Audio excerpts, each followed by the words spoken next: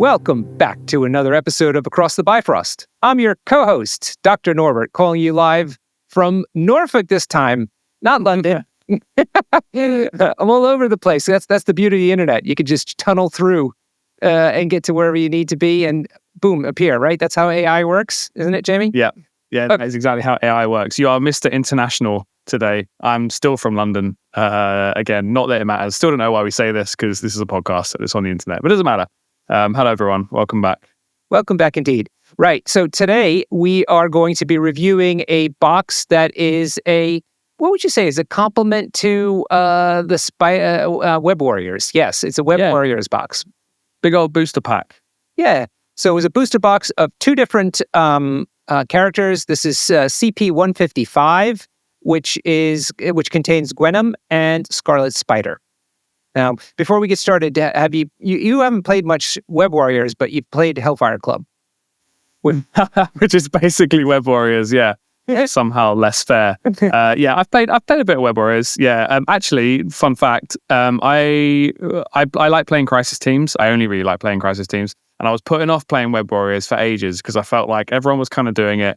We have Connor Rooney in our meta, and he won't shut up about Web Warriors. And I was like, I'm just gonna let him do that. But Scarlet Spider's card was the thing that made me jump into Web Warriors. And we'll get to why later. I think he is the most awesome thematic Web Warrior character in the game. And I was like, hell yeah, give me some of that. I played a little bit, but not much. Ooh, that's exciting. And I've used Gwenom in Midnight Suns now a little bit. So let's take a look into her first. What do you say? Yeah, let's do it. Gwenom is very exciting. Okay, Gwenom, also known as Gwen Stacy, and therefore she is the same alter ego as Ghost Spider, correct?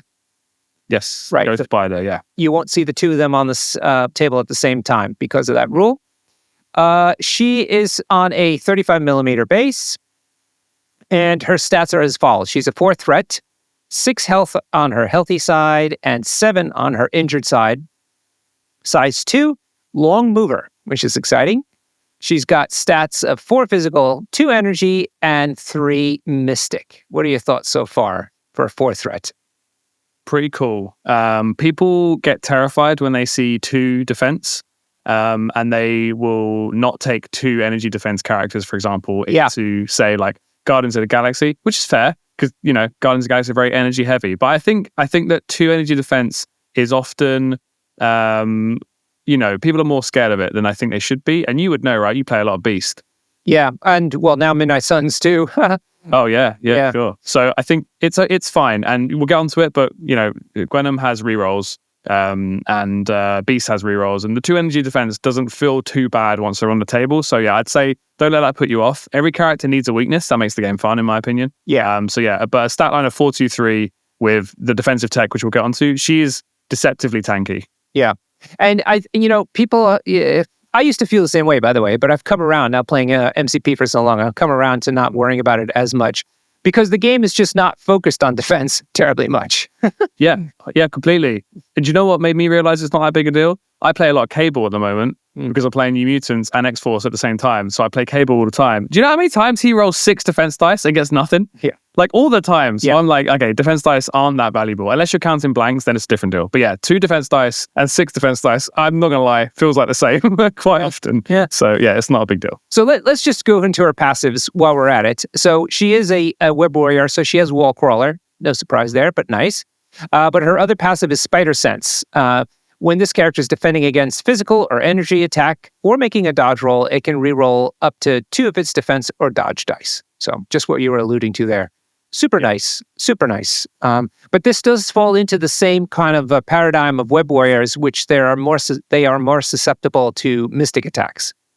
Yes, yeah, which is good. I think it's a nice weakness that they have. Yeah, but I mean that's the classic way to try to handle Web Warriors is to put a bit of get a bit of mystic in your attack rolls.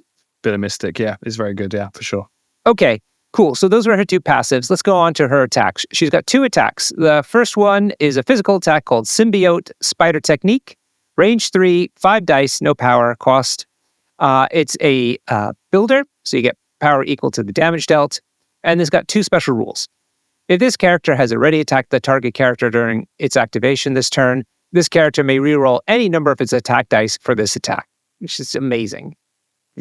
Furthermore, if this character has advanced or been placed during its activation this turn, after the attack is resolved, it may advance long. So it's kind of fitting into the same paradigm like Ghost Spider has, where she has a lot of like interesting movement tricks within her attacks. This character, Gwenom, can do the same. Yeah. Which, by the way, I actually want to praise AMG on this. This is the perfect combination of a symbiote character and Ghost Spider, which is exactly what Gwenom is, right? And I think they've actually nailed this design. It kind of made me love the symbiotes more seeing this card, being like, oh yeah, they have that thing where, we'll get onto it, but the next few things on her card are very symbiote-y, and then she has this thing where she attacks and she can move long like Ghost Spider can. It's brilliant. It's the completely in the middle of the two. I think it's great. Yeah. And so normally you would say 5 dice isn't so great. That feels like some X-Men shenanigan attack. But she's got this thing. If you've attacked the same target the second time, you get to reroll any number of attack dice. So it could be only the ones that have failed apart from skulls. Yeah. Unless she's under Miles Morales. Oh, yeah. She can reroll skulls. That's a really good point. I have to think of Web Warriors. I'm not used to thinking about her Warriors. Don't worry, I got you. I've played at least 5 games with them. I got you. But yeah, under Miles Morales, those skulls are unlocked. So this attack becomes way deadlier. She can reroll the skulls. Okay. Now, the reason I like her at Midnight Suns is because I can use the Midnight Suns leadership bump to place her 1, which then puts online her other ability, which means that basically I could do 2 attacks and then be able to advance away long, let's say, or go somewhere important long. But how would this work in Web Warriors? Because she doesn't have anything like this on her own card to move herself. So I can't remember. Do they have other people that can move their allied characters? Not that I can think of. I mean, no. I actually thought of Ghost Spider, but you can't play the 2 at the same time. Right. So no. This is during its activation though, so this is going to be Gwenom doing it herself. Yeah. So the advance is obviously her just moving normally. So it seems like the idea would be in Web Warriors, or let's say someplace that doesn't give a place like Midnight Suns, what will happen is she'll walk up, do an attack, and then be able to walk away, and that's it. Yes. Yeah. Okay. It's the strength here as well is in the real tiny detail. So this is a long mover with a range 3 attack. That can get a long way. Like Gwenom can attack people that you maybe can't expect her to attack. Okay. And add that into Midnight Suns, as you have already with the bump, a place 1, bump from the Midnight Suns leadership from Blade, and then a long move, and then a range 3, is ridiculous. It's very far. Yeah. Gwenom can get around. She can basically always hit the people she wants to hit. It's very scary. That's a good point. Yeah. Okay, cool. Yeah. Her second attack is her spender. It's called Maximum Gwenom. It's range 3 as well. 7 dice for damage and costs 3 power. After this attack is resolved, the character removes 1 damage from itself for each damage it's dealt. And it has a trigger, which is a wild and hit trigger called Rampage. After this attack is resolved, deal 1 damage to each other enemy character within 3 of this character. So this feels very much like Venom, doesn't it?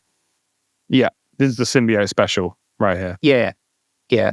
So do you like this attack? I mean, you can remove damage yourself. That's really nice. You might be able to do a bit of splash damage to people around. It's a big range, though, I should say. 3. Oh, yeah. God, it's within 3 of this character. That's huge. Yeah.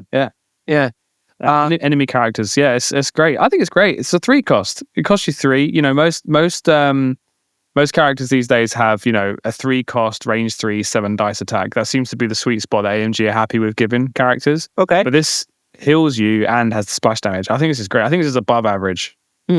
Okay, and thinking about this trigger Rampage, wild is tricky to get. That's a 1 out of 8 chance. The hits are easier, right? They're 2 out of 8. So. Yeah. It does look a little less likely. I don't know what the exact stats are. You could use Jarvis's protocol, by the way, which is what we're looking at right now. You can use it to work out dice maths for you. It's got a whole section on that. So we could figure that out, but we're not going to do that live. I'm not interested in dice maths because then I get sad when the maths are bad. Don't tell me the odds. Don't tell me the odds. Don't tell me the odds. I just want to roll dice. I don't think you're not doing this attack for the trigger.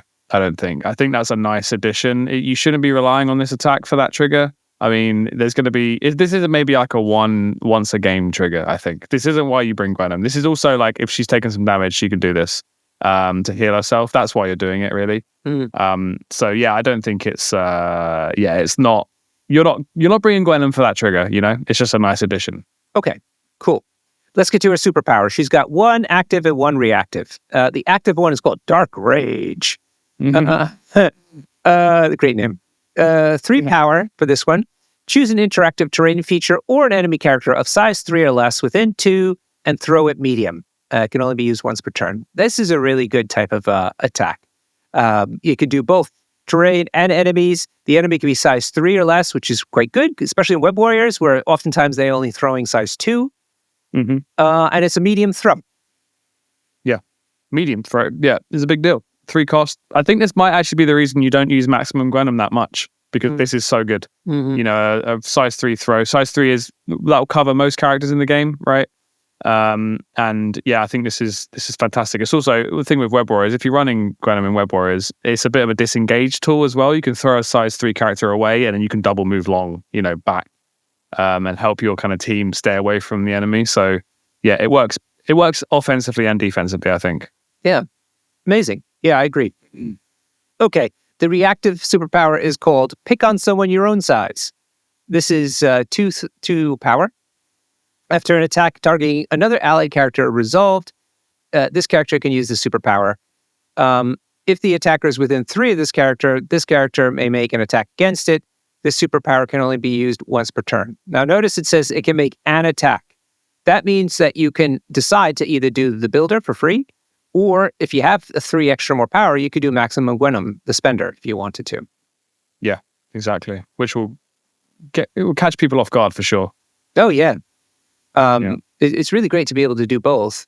And it's within 3. So like the moment she gets into a sweet spot, wherever she lands, all of her things happen around 3, range 3. Yeah, for sure. What I love about Gwenom is you can tell it's Gwen Stacy because you need the same positioning as Ghost Spider. There's a thing that good Web Warriors know where to put Ghost Spider to be the most annoying. Yeah, because of the lifesaver, constantly in range of everyone. I think Gwenom's the same. I think you always know exactly where to place her to be the most effective, and I think that's where this comes in. You want to discourage people from attacking your friends, which is great in Web Warriors because they don't want to be attacked really. And you know, you might put someone off attacking you, or you'll catch them out. You know, they have attacked you, and then maybe you'll daze them mid activation. You know, it's more mental load for your opponent, I think. For sure. Now, one of the kind of weaknesses of this character that's not on the card, it's inherent to the card, is power generation is a problem for her, I think. Yes, that's a good point. Yeah. Yeah, she only can do it via her builder, which is a 5-die attack. Of course, if you attack somebody twice, then you get the reroll, so it's more likely to push damage through. But, you know, if she wants to be a hit-and-run specialist, she gets to do 1 5-die attack. That's not going to generate a lot of power, typically. Yeah. And you've used her in Midnight Suns as well, right? I have. She's often attacking twice for you, right? Well, you know, I've been trying to play her as an X-Men in Midnight Sun. Oh, okay. And get her to run around with that long move, to get her to run around and flip points or just be on the point. And the problem is she would only have like 1 power to do that a couple times, each activation. So it wasn't really working, especially for a 4th threat. Yeah, that's interesting. I didn't think about that. She is lacking one part, you know, that is integral to a lot of Web Warriors characters, which is a gainer, where, you know, the attack deals, you gain 1 power regardless of what the attack does. And that's vital for Web Warriors who have lots of like 2 and 3 cost superpowers, and it lets them predict their turns. Gwenom's a bit less predictable, which thematically is quite cool. Yeah, absolutely. And I think this plays into the typical Web Warriors problem, which is that all the characters are kind of power starved, and they need to get to the back end of the game when suddenly they have accumulated enough power, and that switches them on like crazy. Or it's like she could take advantage of a mid-game all webbed up turn, which is where you get extra dice attack. So you need to be patient with her, even in Web Warriors, I think, but that's the same for all the Web Warriors. Yeah, for sure.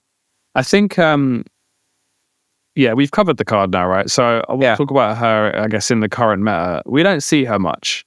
No. I was going to say, it's a shame. where do you think she fits into Web Warriors? Is the question, isn't it? So that's the thing. That is exactly it. She's only affiliated to Web Warriors, and I think she's bringing some kit to the team that they don't have, which is like punching hard, right? Mm-hmm. She likes to punch hard, she likes to fight, and she wants to punch you back, which is cool. Not many Web Warriors have that, but the problem is Web Warriors are so good and so strong, they don't need it.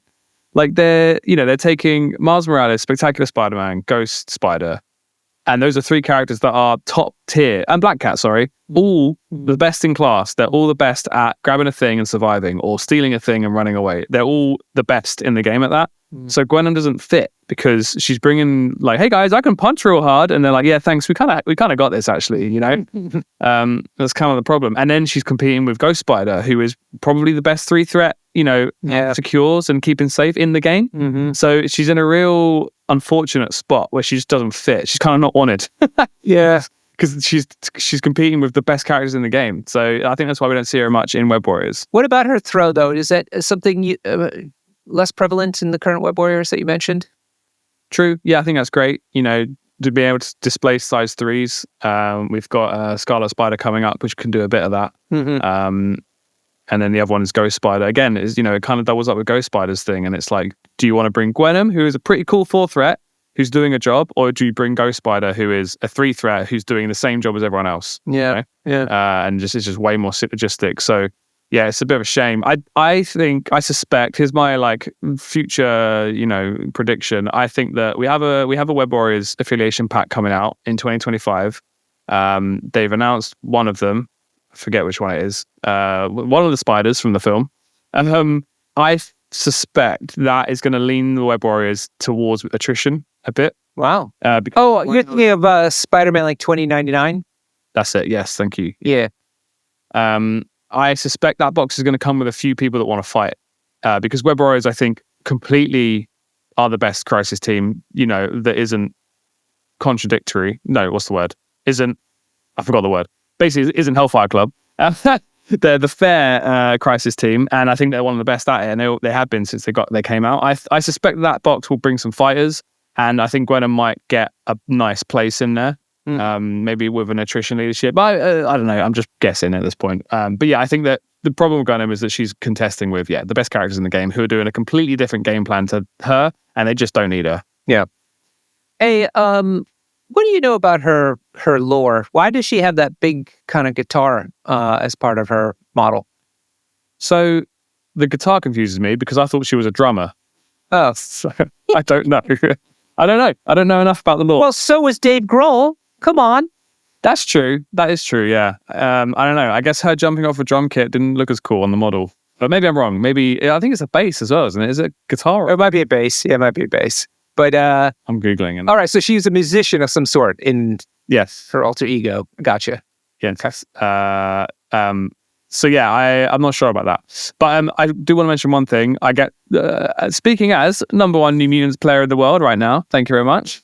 Don't worry about how many games everyone's played. I haven't just got there because I'm the only one playing them. But a lot of people want to talk about Gwenom in New Mutants because they have the leadership where if one of their friends gets hit, they can move someone else in. So you could move Gwenom in from range 3 away, and she could immediately pick on someone your own size and attack them, which is pretty cool. A lot of people suggest it because they go, because then she can move long afterwards. But there is a little wording thing there that says if this character has been placed or advanced during its activation. So the leadership doesn't trigger that, which is real sad because that would be awesome.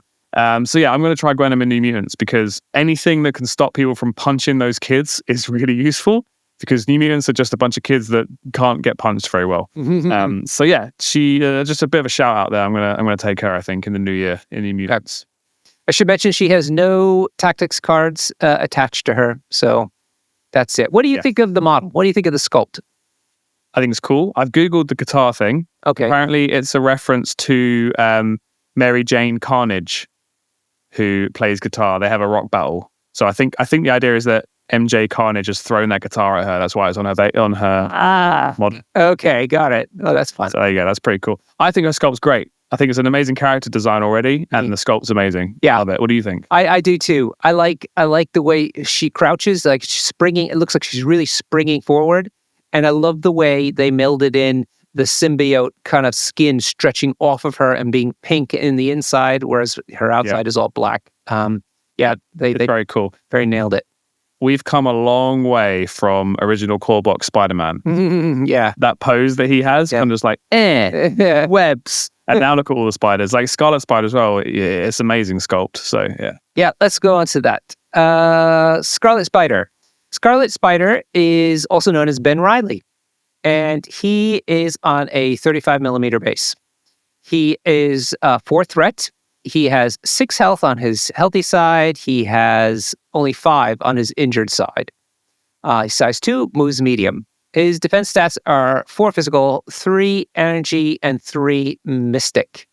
So a little bit better defense, but of course, 1 less health on the backside is rough, but pretty standard. But gosh, these stats feel to me like three-person stats, right? 3 threat stats. 3 threats. Yeah, I don't think we mentioned Gwenom goes up as well. She's a 6 and 7. Yeah, we did, but yeah. Oh, we did. Yeah, she gets a little tankier. This guy goes the other way. Yeah, you're right. I think we'll get into it. I think this guy's playing more of the Web Warriors game plan, which is stay healthy, keep away, don't die. Yeah, don't die. Yeah. Okay. All right, let's take a look at his. Let's look at the passes again because that does play into those stats. He's got Spider Sense as well, which is the same thing. When he's defending against physical or energy attacks or making a dodge roll, he can re-roll two of his dice, and he's got Wall Crawler. So that's pretty classic. Classic Web Warriors. Is he only in Web Warriors? Yes, he's only in Web Warriors. Okay, he's got 3 attacks though. Wow, all of them are physical. The first one is Scarlet Strike, range 2, 5 dice, 0 power.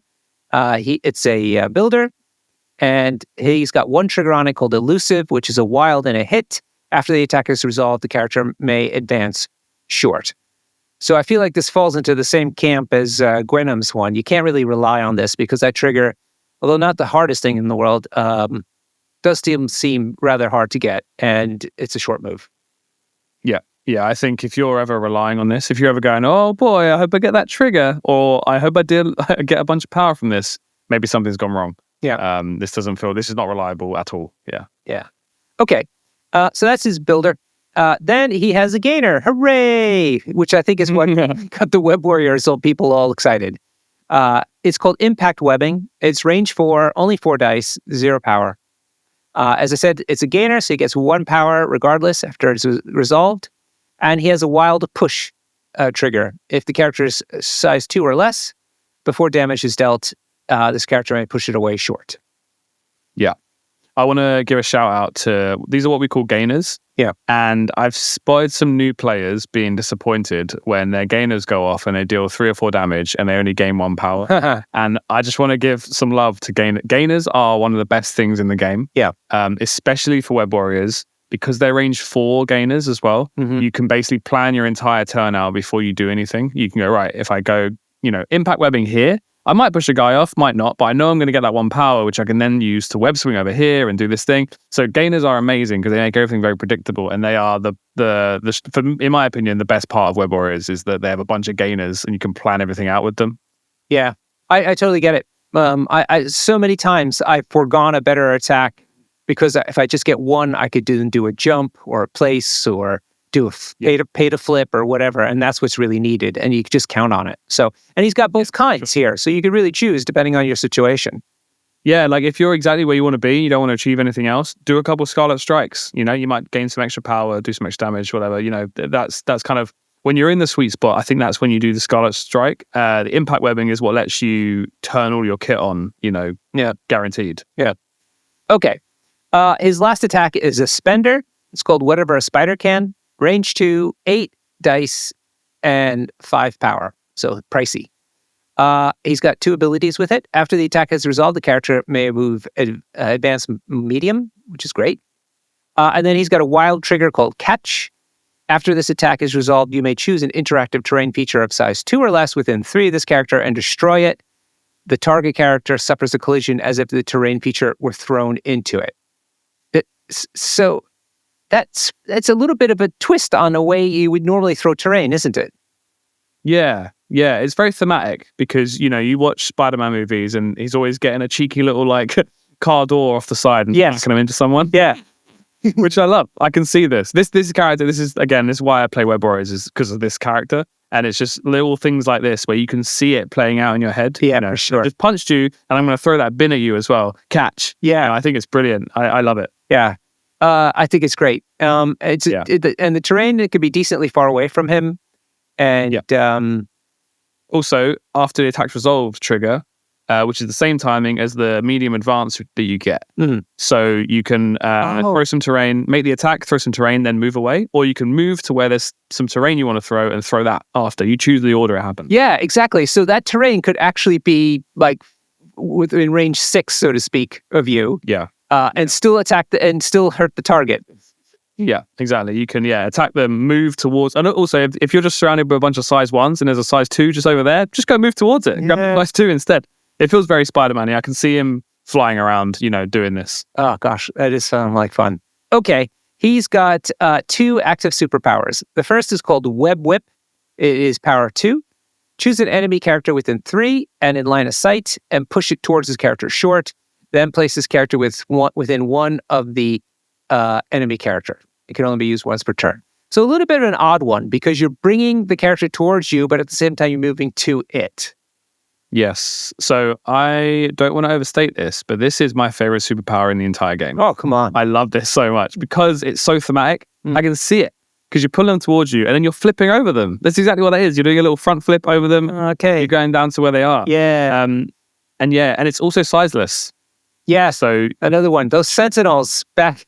Sentinels, nerfed again. Sentinels, Dormammu getting pulled around by spider webs. I love this, and it's surprisingly flexible as well. You need to play it. You need to play it on the table just to really figure out what you can do with it.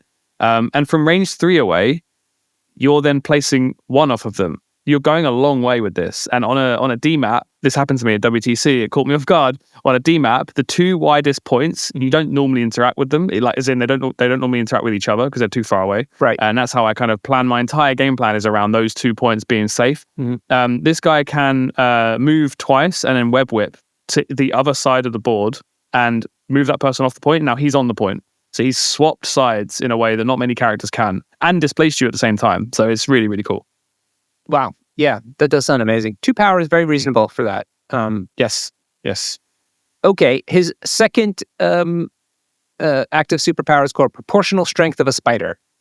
Power 3. Cost 3. So choose an enemy character of size 3 or less within 3 and throw it short. This can only be used once per turn. So pretty standard, but good. Size 3 again. Yeah, more size 3 displacement, which Web Warriors lack a little bit of. So this is nice. Their impact webbings, if your impact webbings aren't working because they're too big, then just throw them with this instead. And that's really nice as well, because remember, this is a gainer, the impact webbing. So if you're stuck on a point against Lizard and you can't get him off, you just impact web him twice. You've got your 2 power, you've got your 1 power from the power phase. Now you throw him off. Yeah. So it's just guarantees. If web whip isn't for you. And also, you can do both. So if you have 5 power, you can throw someone and web whip someone else. You're displacing 2 models. Yeah, a lot of displacement of models. That's right, which is helping them in their scenario game. So and he doesn't come with any tactics cards, so that's the end of the cards. But on face value, this character is really got a lot of flexibility. It looks like he's got a lot of ability to gain power and do stuff, but you still don't see him terribly much. But I feel like that just speaks to how tuned the older Web Warrior characters are, not that this guy's deficient in any way. Yeah, and that's, not a problem if you're a Web Warriors player, but a bit of a problem for the game overall is, you've got, again, Miles Morales, Spectacular Spider-Man, Black Cat, Ghost Spider. The best 3 threats are what they do in the game by far. And then if you're, and that's the thing as well, most Web Warriors want to go as wide as possible. So you're not bringing a 4th threat half the time, you're bringing 3 threats and 2 threats. So a 4th threat like this isn't going to fit in. And his job is kind of done by Spectacular Spider-Man. They can't do the same thing for a threat less. So he's got the same problem as Gwenom, which is, their 3 threat counterparts are kind of better or as good for a threat less. So big shame. But I think this guy's great. I really like him. And there's some interesting shenanigans we should talk about as well, because it also works with Gwenom. So if you deploy either of these characters opposite a midline point, a midline secure, in deployment, and then they can Gwenom can move long she'll be within range 3 of someone on that point. She can then hit them, and because she's moved long, she can now move on to the point. So she's now contesting that point, which is cool. Scarlet Spider does one better, which is he can move once, he can impact webbing from range 4, which will get the midline, which gains him second power. He can then web whip that character. And then now they're off the point and you're on the point. So even better. So they have, I think both of their roles are that. I think you just deploy them opposite midline secure and they're going to go get that. Yeah. Okay. Yeah, I'm trying to think of where I might splash this guy. I mean, He's worth noting as well, by the way, this was there was much dismay that this guy wasn't affiliated to Midnight Suns. Oh, was he in? Apparently he's big. Apparently he's big on Midnight Suns. Dude, if he were, I would totally be all over this guy. In my I mean, he's doing all. He brings something that Midnight Suns don't have, right? Correct. Yeah. You know, and yeah, he can move around the table, so I could play a little bit more like X-Men, which I like. And he'd be able to displace people off points as well, whereas the other guys could be more focused on attrition. I totally take him, but alas. So I see, like, he could pretty much be splashed anywhere, really, if you're looking for a control character. It's the problem is like you have to take a look at your affiliation and say, well, do I have somebody who's affiliated that can do similar things to him or not? Yeah, for sure. Yeah, I think this guy shines in team format. At the moment, the meta is, some are saying, myself included, the meta is very attrition focused. So in a 5-person team event, you end up with like 3 or 4 players that are playing attrition teams. But if that ever changes, there's new Crisis coming next year, the game's going to shift a lot. If that ever changes and you have multiple Crisis teams, I can see this guy shining because suddenly, you have your Web Warriors player who's got all the 3 threats to do all that stuff. But then there's an X-Men player that needs someone that can move people off secures. I think he fits in perfectly for that. So I think, again, we've said it before. He suffers from being in the same class as people that are much better than him. Yeah. But he's still a great character at what he does. Yeah. One of the best, I think. What do you think of his sculpt? I really like it, and in particular because it tells a story really nicely. He's on a post, and he's like swinging himself off the post that's broken a little bit, and he's already got his arm stretched out to shoot the next web out to go wherever he's going next. It's great. It shows his spender. He's rolled a wild on his spender, and he's about to throw that chimney at someone. Yes, that's a fantastic point. Yeah. Yeah, it definitely shows a story. I think both these characters really tell their story beautifully in their rules. AMG deserves a lot of credit for this.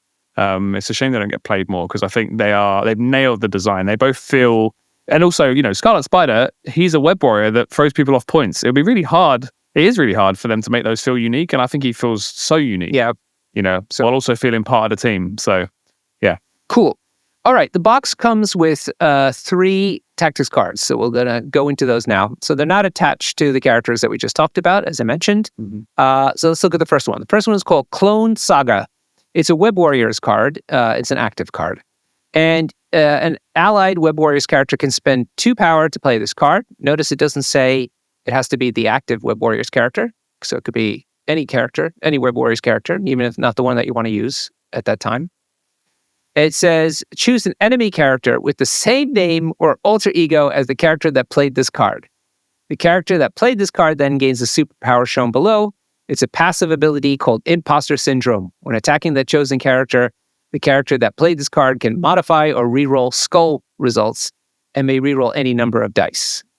Now, that ability is fantastic. I mean, like, wow.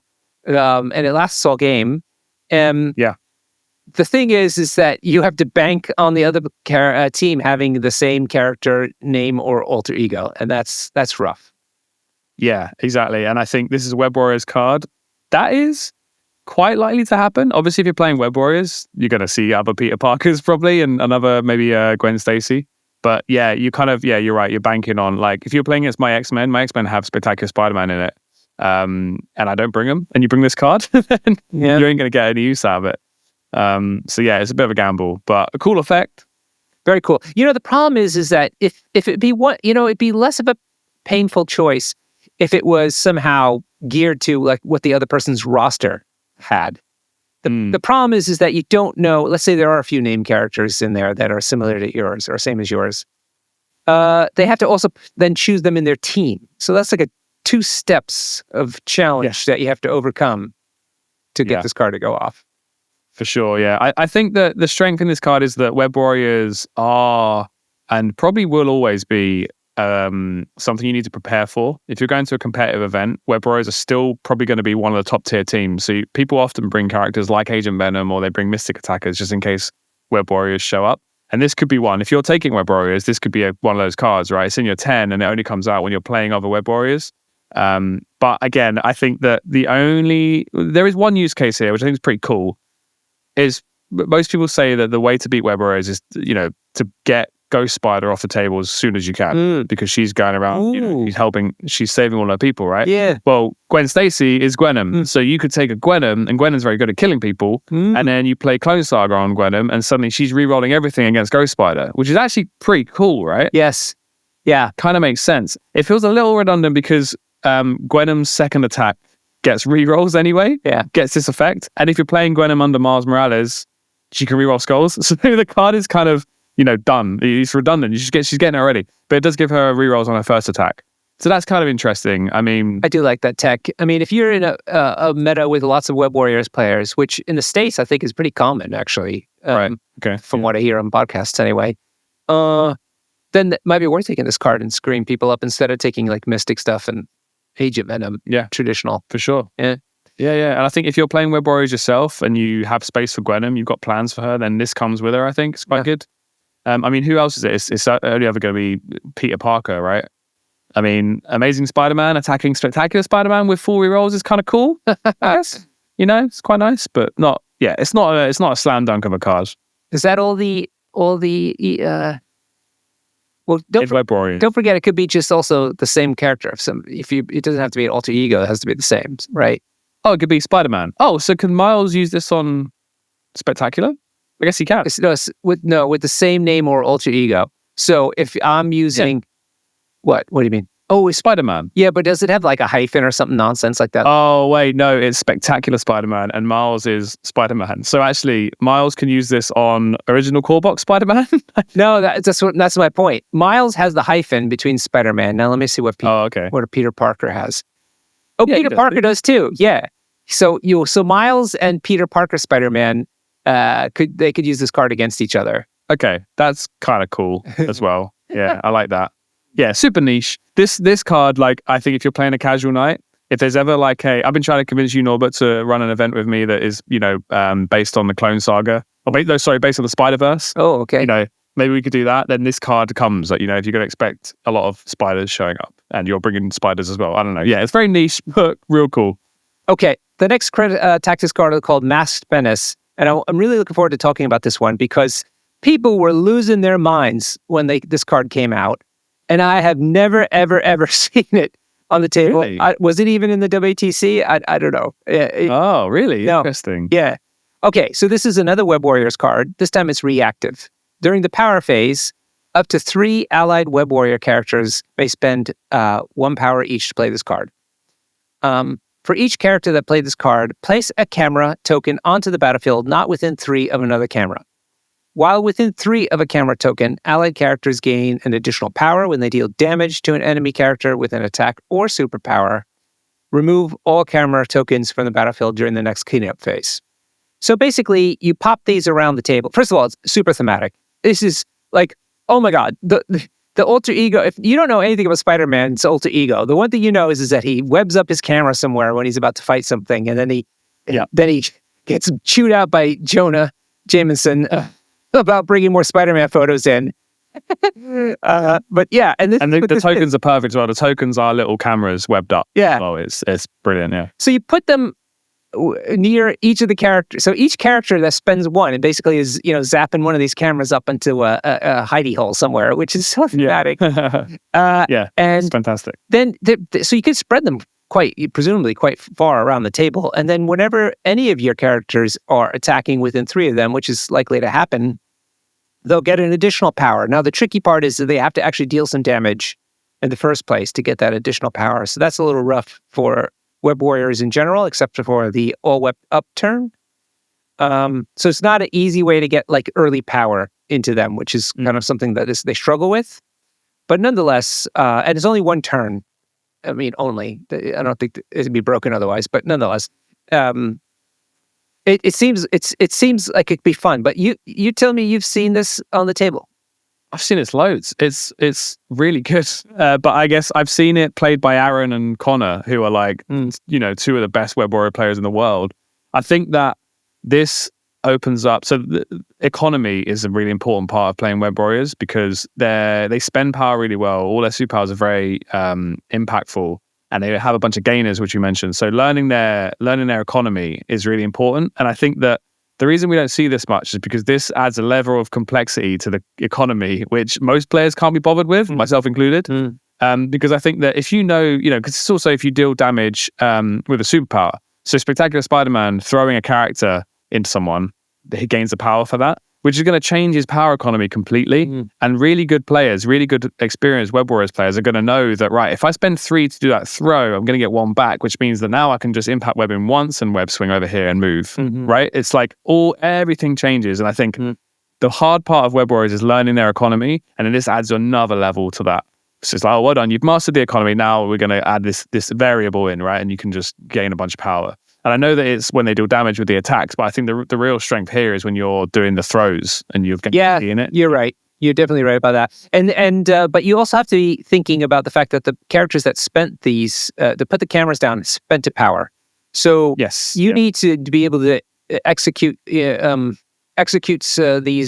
damage twice to get at least some, to be up on power, essentially, if you see what I mean. But the thing, it adds that, right? Because you know that you pick the characters that are spending the power, so in theory, around ahead who's going to spend it and then who's going to benefit from that. It just really extends the skill expression and the economy management of Web Warriors, I think, to a level that me and you can't quite see. I think that in the right hands, this card's crazy. And when to play it. Played at the right time. Do you play it at all webbed up turn when it's easier to do damage?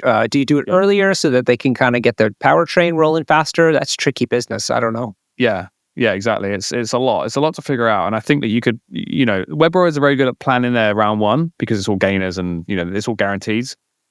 This helps them. I think you play this in round 2 and it helps you guarantee a few things in round 2. But it's a lot of maths, and it's all one cost. It's all little one costs here and there. This is no all according to plan. We're going, I'll just spend 10 or Helios laser. We're like, I'll just spend 30. Like, I'm not going to think about it. I'm just going to spend the power. Web Warriors is very calculated. I think this is a massive skill expression card. And I think if you get it off and do big brain plays, your opponent won't even notice what you figured out. Sure. Because you're just doing stuff and they haven't realized that you calculated that down to the 1 power exact that you needed, So the only other thing I'll mention is Web Warriors likes to run wide teams. And that means that there's lots more characters on top of the up to 3 that spent power for this that can take advantage of it. Yeah. And it affects all allied characters as well. So this is Warriors character. Yeah, nice one. Yeah, good. Can benefit. So there's characters like, I'm trying to think, like Corvus Glaive, maybe a bad example, maybe Red Skull, that can spend their power. Yeah, so Red Skull, here you go. Red Skull, Master of Hydra, he can spend 2 to add blanks to his next attack roll, right? And he has a gainer. So his Blitz Strike is a gainer. So if he's on 0 power for some reason, he can Blitz Strike, which gains him a power. He'll probably deal a damage, which then gains him a second power, which lets him pay 2 for Empowered Gauntlets to then count blanks on the second one, which is super niche. But basically what I'm saying is there are going to be characters out there that benefit from gaining 1 extra when they do their attacks. And I bet there's loads that we won't know about until someone plays it, Yeah. Cool. All right, I lost Norbert there on the end. No, I was doing the maths in my head, and it was just not. Well, I think that highlights that card, right? Is I think there's a lot of like economy going on that some people can't be bothered to figure out, and that includes me. All right, here's the controversial card. Yeah. This is the card that everybody was losing their mind over and figuring out all kinds of broken ways to do this, and I have yet to see it played. Have you seen it played? Only in fun, casual. Yeah, there we go. Okay, it's called Venomized, and in principle, it sounds really fun. It's unaffiliated. It is an active card, also costs you an action. An allied character may spend 3 power to play this card during its activation. For the rest of the game, the character that played this card lowers its energy defense stat by 2 to a minimum of 1. For the rest of the game, the character that played this card gains the attack shown above. The attack is a physical attack called We Are Hungry. Range 3, 7 dice, but costs 3 power. After the attack is resolved, this character removes 1 damage from itself for each damage it dealt. So basically, this is like Venom's spender. Venom, the character spender. As you get this attack, but at the same time, your energy defense goes down by 2. And it's certainly thematic. It's super cool. It's like you've been infected by the symbiote, and they are weak to energy, and so that happens to you as well. But then you get this kind of We Are Hungry kind of attack back. But you know, it's an okay spender. But you know, surely your character probably has okay or to good spenders on it already, and it costs you 3 to play the card on top of it. Yeah, that's the thing. I think that the reaction this card got was everyone being like, oh my God, I can put it on all these characters. I can put it on Mysterio. I can put it on Hulk. I can put it on, CGR, whatever. Yeah. All these characters that would really benefit. Hulk's the big one, I think. And why? Not for the damage so much, but for the healing part of it, right? The healing, yeah. Exactly. Because imagine doing 10 damage to Hulk and then he just does this to you and heals a bunch of it off. It's horrible. So that was the big one. And I think that AMG spotted that early and they made the cost for this card ridiculous. This is got to be the most expensive card. So first off, it's an action. It costs you an action to do this. You spend 3 to do it, and then for the rest of the game, it gives you that attack. So you don't get the attack for free. You get to make that attack with your actions. Yeah, and the energy. The attack costs 3. Yeah, attack costs 3, and then you lose 2 to energy defense.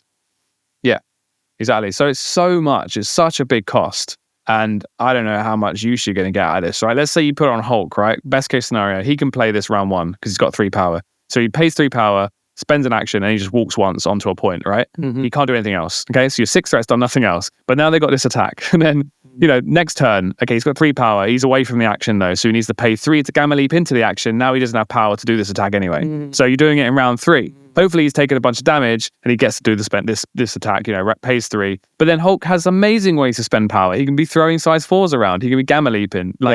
It's just, that feels like the best case scenario and it still feels too costly, you know? I mean, I'm trying to think of what can you think of any power battery characters that don't have long range attacks that this then would be useful to? Like, so for instance, she's not a perfect example, but Mystique always ends up with tons of power that she doesn't know what to do with, and you'd be like, oh, okay, that's perfect, that's for her. But she's already got a range 3 attack, which is a rapid fire, which is pretty good. It's like, why would she want this? So like, it's not a bad example though. I think Mystique would be kind of cool with this because she lacks healing. She's quite hard to hurt because she counts blanks. So once she is hurt, if she heals it off, that's really horrible for your opponent. So yeah, I think there's lots of cute ways of doing this. But it's not exciting. Once you look at the cost, it's like, oh, that costs a lot. Yeah. Do you want to spend an action and 3 power on Mystique? Because by the time Mystique has 3 power, it's round 2 or 3. Yeah. And she's going to spend an action. Yeah. It's too much. Just the action is a bitch. Wow. The action is a lot, yeah. I mean, pay 3 for this to work is maybe okay, but the action really, really waters it down. I think AMG are probably quite scared of this card. Yeah. Probably rightly so. But they wanted to have the symbiote kind of feeling it in the game. And they certainly succeeded for that. Yeah, 100%. If you're interested in getting the symbiote feeling, by the way, play Separation Anxiety. It's a game mode, an MCP game mode, which everyone knows is the best one by far. It's a 4-player one. You can have a deck of cards where there's all symbiotes in it. And you draw random symbiotes, you get random superpowers, and it feels just like that card, but like more fun and good. So yeah, that's a good. You can print and play it on the AMG's website. Okay, cool. Right. Should we move on to Sleeve It or Heave It? Sleeve it or heave it, take it or leave it. Sleeve it or heave it, can't you believe it? Right. So I thought tonight for Sleeve It or Heave It, we could take a look at a card called Research Station. Research Station is a controversial extract crisis. And the reason I'm bringing it back up again is because AMG not too long ago turned it into a restricted card. And being a scenario card that's restricted is quite uncommon. So that's notable for that point of view. So let me read the card to everybody so we can see what we're talking about. It's called Research Station Attacked. It's a 15 threat card. It's an extract. Okay? You basically put a research token, which is a civilian, right dead center in the middle of the board. And then you put 2 evacuation points, which are assets, on the map in the which are range 5 away from the edge of the board. So it's basically E map, so straight line right down the middle, but with the researcher being in the middle of those 3 points. Okay, if you are securing the researcher, the thing in the middle, you get 2 VPs. Okay, during the cleanup phase. However, if you do that and the researcher is within one of the evacuation points, you get an additional VP point. Okay, so that could be up to 3. So now you may be asking yourself, well, how is it going to move to near one of those evac points? Well, during the power phase, the researcher may move. If you are securing the researcher, so you've scored all those points that I just mentioned already, and the next turn, in the power phase, you can place the researcher within 2 of itself. And and so couple issues about this card. One is there's nothing to pick up. So it doesn't work like a normal extract in that way. And that is aggravating because it feels like a secure, but it's in the extract set of cards, okay? And why that's important is because people who want to do a lot of fighty stuff will tend to use secures that are all kind of bunched up. And then, the hope would be that the extracts are kind of spread around the board more. But in this case, they're able to, one of their 3 extracts can actually behave like a secure and then be centrally located. So it kind of eliminates some of that kind of help that you might hope for if you're not looking to fight with them in the middle. It's worth a lot of points, as I mentioned. Yeah, and it's also low threat value, although, the player could choose the other threat of the 2 crises that you chose in the card. But this seemed like they didn't say it was because of this, but the timing made it feel like with the release of the new Asgardians, who are extremely good attrition fighters and want to be in the middle of the table all the time, and in fact have a card called Brother in Arms, which don't let them move very easily from the points that they stick on for that particular turn. It shortly after that box came out, this card became restricted, which means you're only allowed to take 2 restricted cards within your roster. So typically that has meant 2 tactics cards are restricted out of your 10. But here they're saying also, like, if you took this restricted crisis, then you can only take 1 restricted tactics card in your 10. So that's the kind of background to it. And I wanted to know if you felt that this kind of change has actually impacted the game sufficiently. Yeah. So, caveat, I'm a crisis team player. I hate Research Station. It ruins everything for me. When I was playing Hellfire, and we're all about like, half my roster steals things. Yeah, I've got Black Cat and Rhino and Mars Morales, and I'm stealing extracts. If I land on Research Station, it turns half my roster off because I can't steal those things. So I hate this. But Will Benson, one of our best players in the London meta, who's actually now moved to Spain to terrorize their meta, so good luck, Barcelona, thinks that this card is essential for the game to stop to stop crisis teams from running away with things completely. Right. So I'm going to caveat that with this. I hate this card, but I also respect Will Benson a lot, who thinks this is needed. So, I'm kind of in the middle. But yeah, I think that the thing that comes up mostly with this is its compounded badness for crisis teams. 15 threat is the lowest amount of threat in the game, and attrition teams tend to want lower threats because it gives them less people to kill. And crisis teams want more threat because it gives us more people to run away with. And more, you can't kill all of us, we're still going to score points.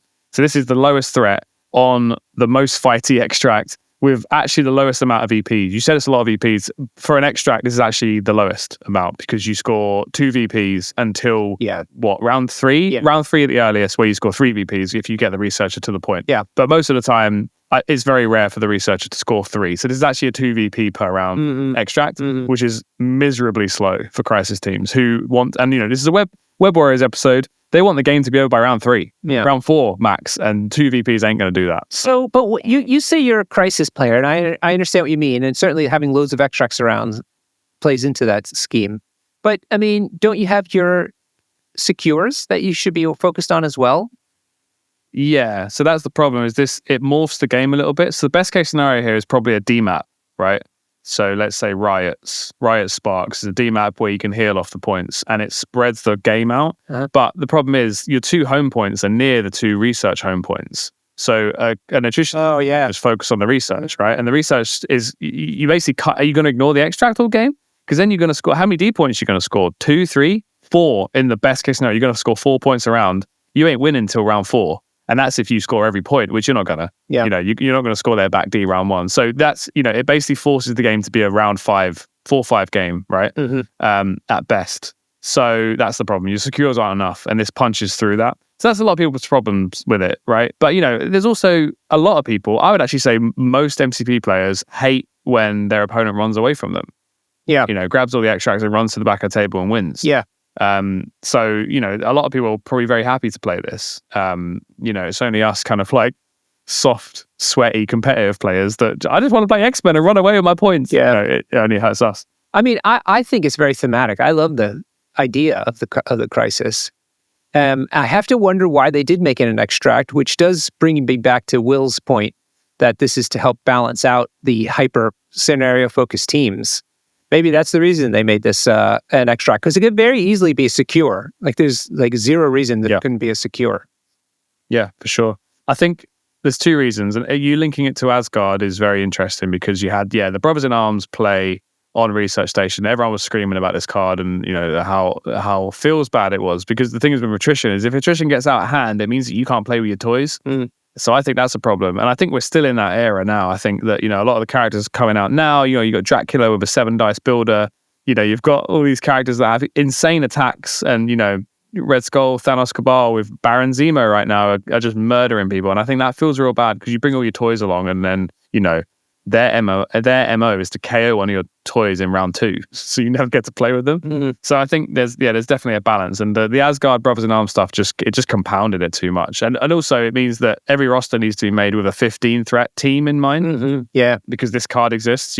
Sure. And then the second thing that compounds it is that you can take your secures. If you're an attrition team, you just want to fight.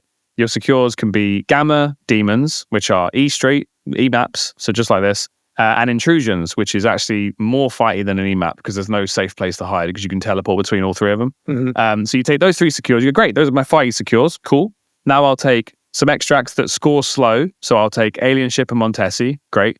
And then I'll take Research Station, which is an E-map. It basically functions as an E-map secure, so you still have to stay in the middle and fight me.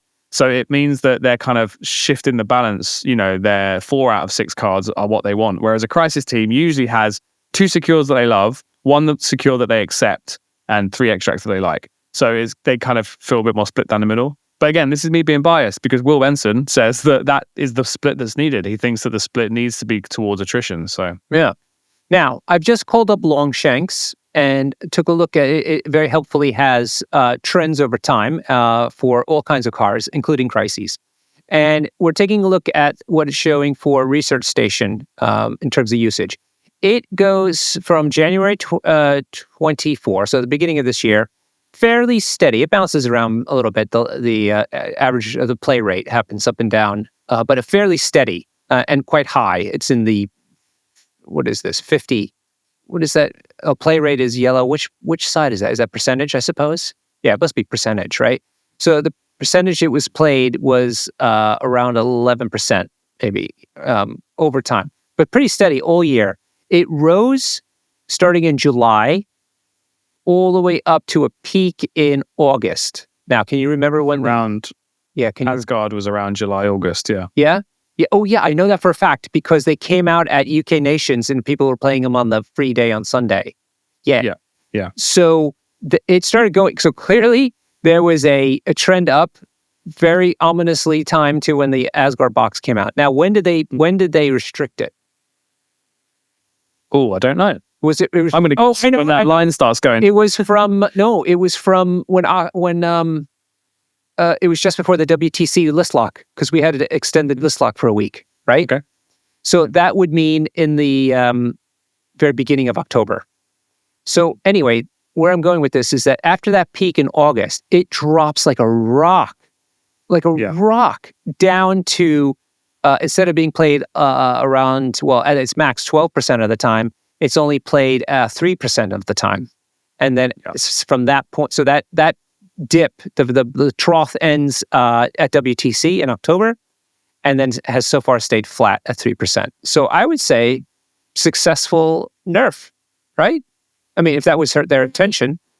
Yeah, I mean, it depends what it does to the list, because we know like Tom Lewis, right, who went to WTC, Thanos Cabal, first big event, by the way, and went 6-0, took Research Station and took the hit. Was like, yeah, I'll take one less restricted card every game. I don't care. Yeah. If I get Research Station, I win. Right? So there's still some teams that are like, they'll just take the hit and they'll push through it, right? Hellfire were the same. The Hellfire leadership got nerfed. Sorry, not nerfed. Got restricted at the same time. And I just went, cool, I'll just take one less restricted card. I don't care. Yeah. Leadership's that good. Yeah. Right? And I still played it. I played the Hellfire with, one restricted card. So that's what the Thanos Cabal players are doing at the same time. And Asgard, a lot of Asgard players did that. And then they also restricted Brothers in Arms, which is quite a heavy nerf. Because now Asgard, do you want to do that Research Station trick with Brothers in Arms where you can't take any other cards, any other game? You know what I mean? Which is a bit rough, I think. I hated Asgard killing me all the time. It felt a bit rough. Yeah. But clearly it's had an effect, right? Loads less people are taking it now. Yeah. And I think that's because, if you take 2 restricted tactics cards, you can play those every game. The Research Station, you play, 1 in 6, if you're lucky? Yeah, right. Is that the maths? Maybe not. Well, yeah, it's sort of, right? So it's 50-50, essentially, to decide if you're going to get extracts or secures, and then it's 1/3 of a chance of this one coming up. Yeah. So I think it's very smart for people to drop Researcher. But I can also see why people wouldn't, because that is a big slam dunk. If you get Researcher and you're one of those teams that wants it, then my God, that's big. I, by the way, play Researcher in Sentinels because you can put 3 fat Sentinels around the Researcher and your opponent can't score it. Yeah. And I like that I'm petty like that. You're going to have to move me. It's definitely turning into the Sentinel show. I can see. Yeah, I don't know why I'm talking about Sentinels so much. Yeah, I keep bringing them up when you can move them with characters. Yeah. All right, cool. So yeah, there's Research Station. I think if you're thinking about taking it, really consider the cost, and think as good as Research Station for you is, think how much better would something like Sacrifice be in every other game, Is it worth the cost? Maybe not. Yeah. Or Brace. Yeah. Yeah, Brace. Brace, the number 1 taken card in the game. Everyone takes Brace. Yeah. So. I mean, and also tinfoil hat on, by the way, just for a second. People think that this being restricted is a sign that something's going to change with Research Station. Yeah. They think it might get rotated out. We've got new crisis cards coming in the new year. Yeah. Or it might get changed some way. I think it will get changed. I think people are calling for this to become a secure, which is interesting. I like the idea of the middle extract being something you can pick up. And maybe you only score it if you are next to the point. So you still get rewarded for playing someone like Toad. You can go grab it safely and he stands on the back, but you still got to stand around. I think if you leave that point, you don't score like that anything. And I think that's kind of interesting. Yeah, it's kind of idea. Yeah. Because it means all the extract shenanigans can still happen. X-Men can still grab the extract safe and come back. The problem is, and go, cool, we scored 2. They wanted to get rid of single extracts in the game because of exploits that scenario teams would have, like Black Cat taking it and running it away, basically. And that's not fun. That definitely is not fun. So you would have to do something like you said, where you could pick it up, but you don't actually score anything with it unless you are within one of the what do they call it? Evacuation points. Evac points, yeah, exactly. Well, I think what this crisis is trying to achieve is don't run away, right? Which I think it does, but maybe a little too hard. Yeah. And it's the fact that you can't pick it up, so it just turns off a load of tech. This is kind of a Web Warriors episode, right? Like Black Cat can't do anything here. She becomes a stagger machine, which is still pretty good. Miles Morales' Spender doesn't really do anything here. Toad isn't needed. Toad doesn't need to be here at all. I think it maybe goes a bit too far one way, but we'll see. We'll see what they're going to do with the crisis changes. They could tidy this up nicely, and I actually think, by the way, speaking as not really a Web Warriors player, I actually think that Web Warriors on Research Station is pretty good because they've got all the secure plays. They've got the move people off stuff. Yeah. So if you lose prio and they pick their extracts because the opponent picks their extracts because they've spent the tax of bringing a restricted extract card. They get Research Station, but you get Scoundrels, and you're on 20 threat. I actually think you've got loads of game into that. Yeah. You just go 7 wide, and you just pull them all off the secures. Yeah. And go, you're not scoring the Research Station. Then it becomes 3 VP a turn, which is fine. Yeah.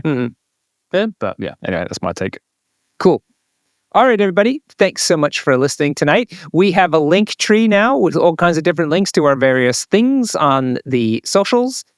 do leave us some feedback on our Discord server or on our Facebook page.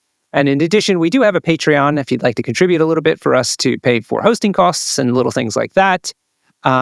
So that will all be in the show notes and on these various socials that I just mentioned. Did I miss anything? Those things. Yeah, the things. No, that's fine. No, yeah. If you want to support us, go on the Patreon. We've got we're going to be doing some like dojos and interviews with players who have done well at events or done well with teams to kind of get their secret sauce. That's going to go up on Patreon earlier. So if you want to get that, on time, just after the events happen and find out what they did, then you can go there. Otherwise, they'll end up on the podcast for free for everyone. So yeah, if you want to support us, you can. If you don't want to, that's totally fine as well. Yes, thank you so much for listening. And most of all, letting your friends know about how great MCP is, because that's what we're here for. Yeah, get more people playing MCP. All right, cool. Thanks for listening and have a great day. Bye.